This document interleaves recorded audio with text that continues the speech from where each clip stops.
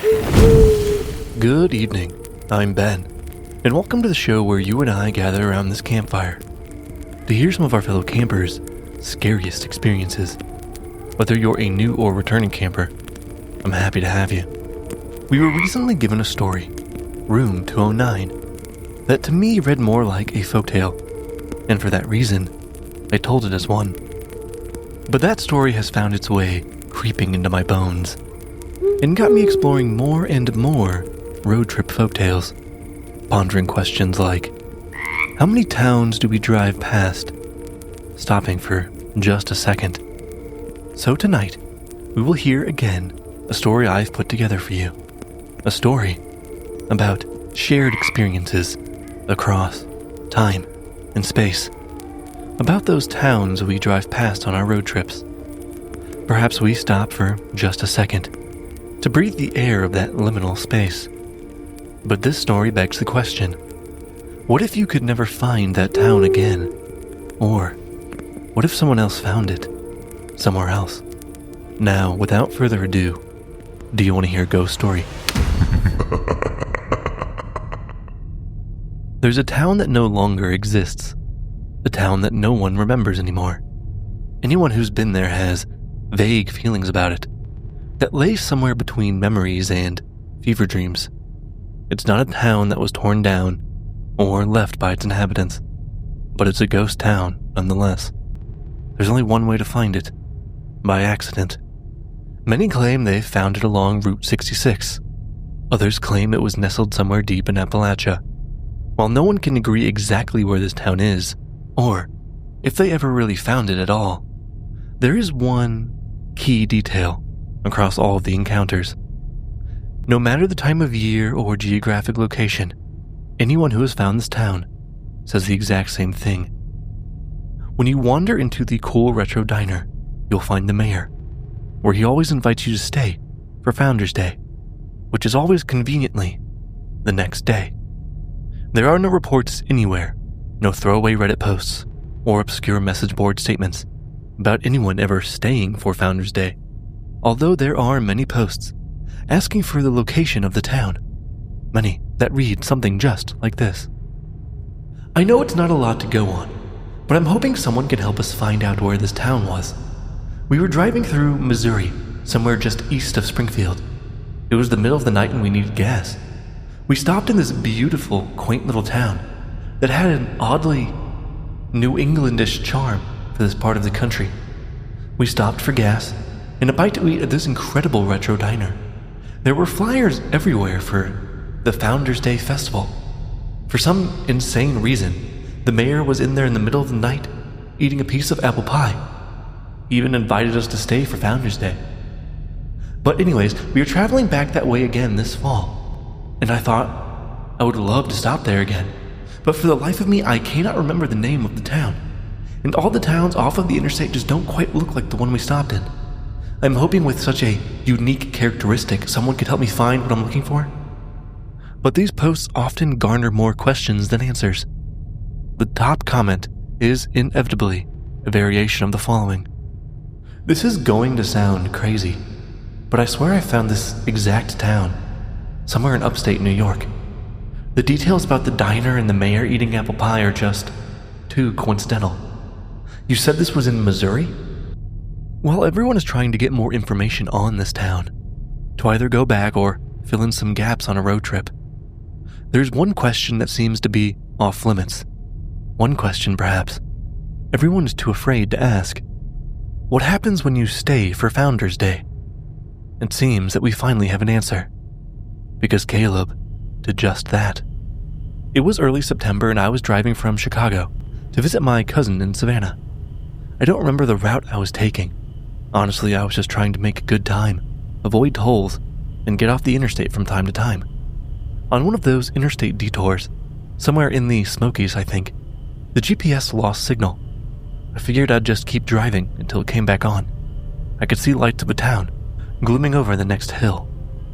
The town sign was immaculately kept, made entirely of wood, and lit up so bright you couldn't miss it. It looked more like something you'd see in a Hallmark movie than out here in the sticks, carved intricately into the wood. "Welcome to Bellhaven." As I drove into town, I remember thinking it was weird that I've never heard of this place. It just looked too perfect. I knew that tourism had to be their whole shtick, right? No towns care more about the small little details than tourist towns. Thinking about it now, the welcome sign even had what looked like gold trim along the edges. This place had to be a tourist town. It looked almost like a movie set. Tree-lined streets, warm orange lights, a little downtown square with a gazebo that looked like it was waiting for the resident equivalent of Lorelai Gilmore to come brooding over with a cup of coffee in hand. The kind of place that made you feel more like you were walking through a memory, an exhibit, rather than a place where people actually lived.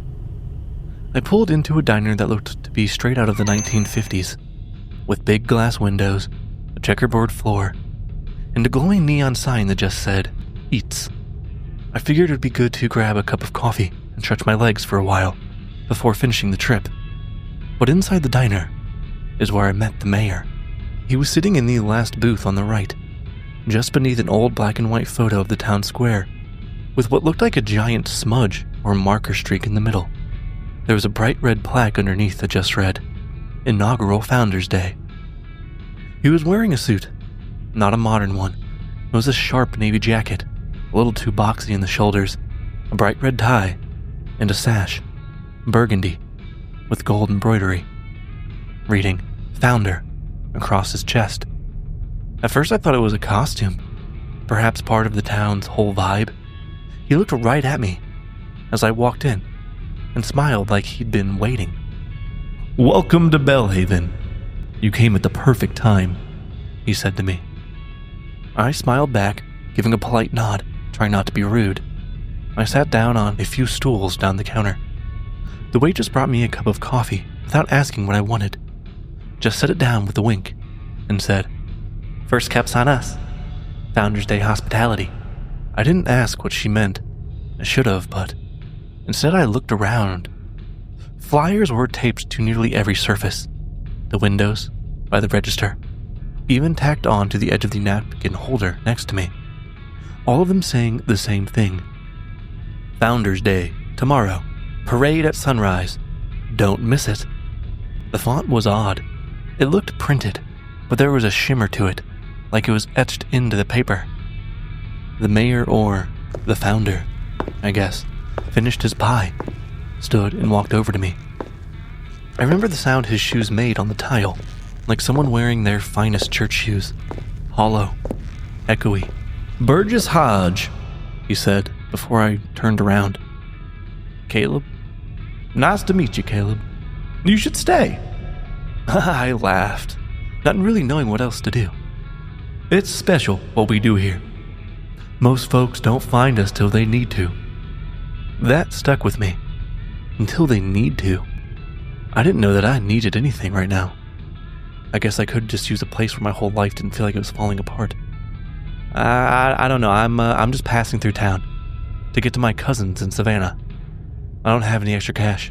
"No worries. There's an inn just up the street that won't charge you if I tell them not to. Besides, like I said, tomorrow is a big celebration. We'll be done by noon, don't worry." I reluctantly agreed. The inn was called The Hearth. It was across the street from the town square, nestled between a bookshop and a florist. The woman at the desk, gray hair pulled back tight, eyes a little too wide, handed me a brass key before I said anything. "We've been expecting you. Room 3A.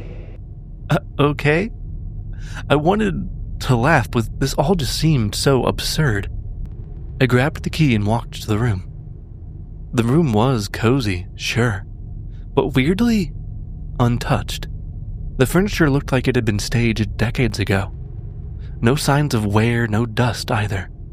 The wallpaper, a deep burgundy with gold vines curling up from the baseboards, was perfectly aligned. Not a single seam was showing. I should have left. I shouldn't have stayed. But I did. I went for a walk. The whole town was glowing.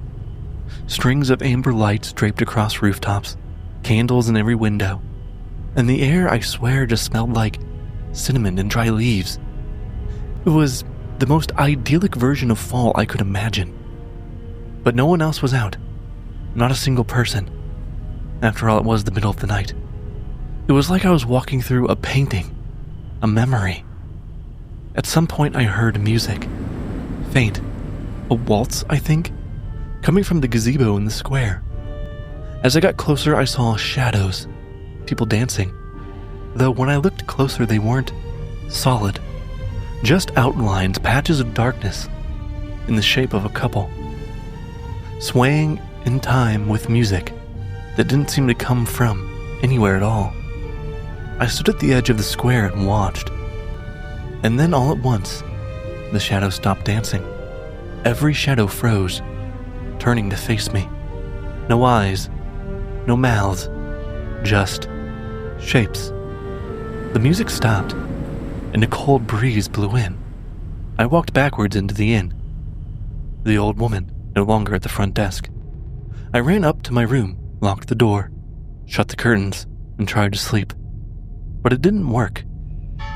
Where were these bells coming from? It was 3:15 in the morning. I don't remember seeing a church in town, and these bells seemed more like groans. I looked out the window. People were walking toward the town square, slowly. A whole lot of them. That must be the whole town. Hundreds, it felt like. Some in weird robes, some in what looked like old colonial clothes, others in plain modern outfits, like mine. Their faces were all blank. Some had hoods pulled tight, others wore masks, porcelain, with no features at all. But they all walked in silence. I don't know why I followed. Curiosity, maybe, or something else. When I got to the square, the mayor was already there, standing at the base of the gazebo, arms outstretched, the sash still across his chest. But this time, something else was there too, some sort of figure. It didn't look human. It had a body, sure, but it was stretched too thin, too tall, skin like old birch bark, pale and cracking. Its face was sunken, nose gone, mouth split wide like it had been carved with a dull blade. Its eyes were too far apart and didn't blink. Rather, it watched. One by one, the townspeople stepped forward and whispered something to the mayor. He whispered back. And then, well, this is the part I still can't explain. They disappeared. Not like sleight of hand, like they were never there. Each one just blinked out of existence. No one reacted except for me. I turned to leave, and the crowd parted for me, as if they knew I'd try to run. The mayor raised one hand and said, "It's time." I shook my head, took a step back. He spoke again. "Caleb." My throat was raw by the time I got to my car. I was screaming the whole way. I remember fumbling for my keys, and I remember the dashboard lights not quite working, the engine finally turning over on the third try. I peeled out of town, didn't stop, didn't sleep. When the sun finally rose, I was on some back road in South Carolina. I pulled over to check the map to see where I had been, but there was nothing.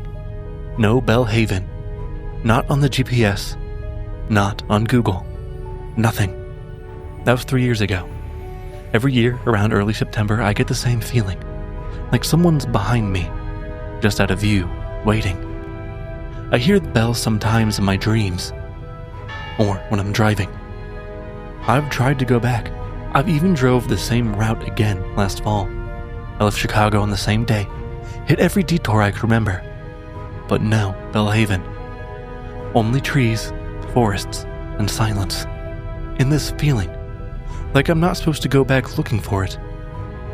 So if you're on the road and you see a town that looks too perfect to be real, with lanterns in the trees, and flyers for a festival that's tomorrow, don't stop. Don't get out of your car. And whatever you do, don't stay for Founders Day. Thank you for listening to my story. If it sounds familiar, like you've been there before, let me know. I found that folktales like these are pervasive, and you never know who might have experienced them. So let me know if you've been to Bellhaven. I have no show announcements this week. If you'd like a shout out at the end of an episode, or access to our show's monthly bonus episodes, head over to patreon.com/doyouwannahearaghost story. As always, I'm just glad to have you all as campers on this journey. Please keep sharing the show with anyone you think might like these stories, or someone you're just trying to scare. If you are enjoying the show, please leave a review. I would love to hear from you. Until next time,